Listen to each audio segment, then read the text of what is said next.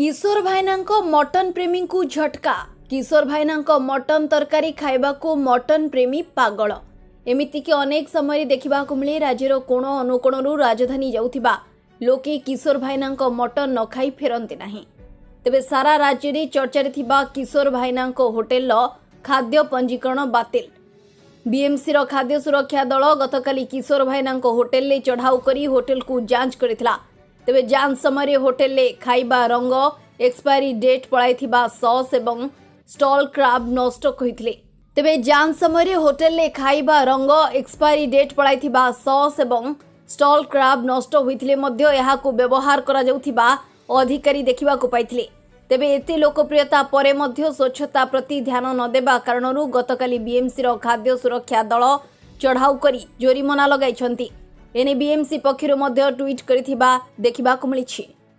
Bureau report.